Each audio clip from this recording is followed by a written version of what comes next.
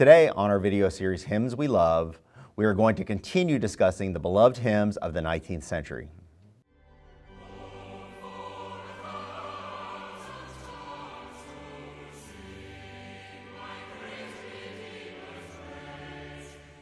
Hello, Christ Church. Today on our series, Hymns We Love, we're going to celebrate some of the most recognizable hymns of the 19th century.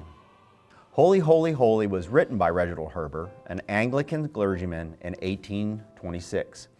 He wrote hymns in an attempt to improve the singing in his little congregation at Holdnet near Birmingham, England.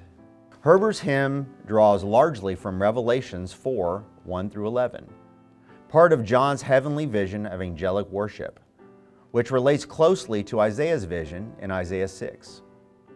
The opening phrase, Holy, Holy, Holy, Lord God of hosts, is a direct English translation of the Sanctus, which is found in the Latin Mass.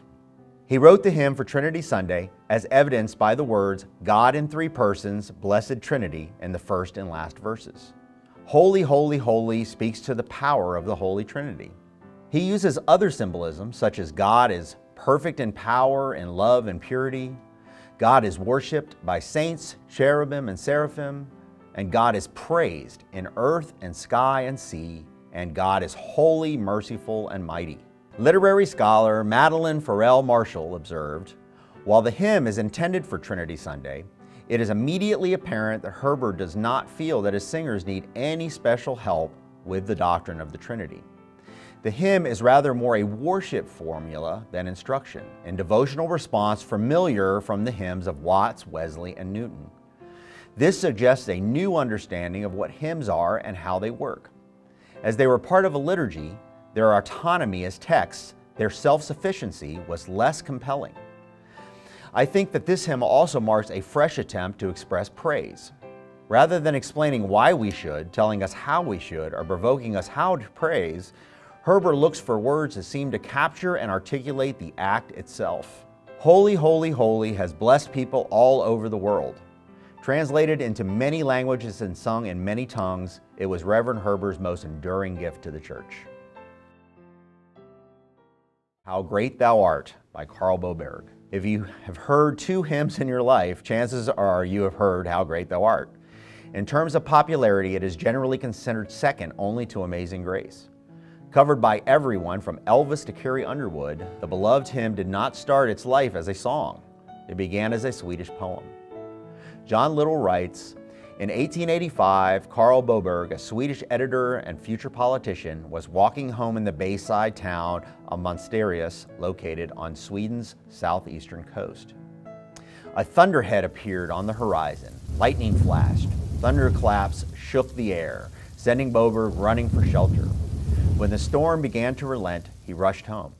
He opened his windows to let in the fresh bay air, and the vision of tranquility that greeted him stirred something deep in his soul. The sky had cleared. Thrushes sang, and in the distance, the resonant knell of church bells sounded.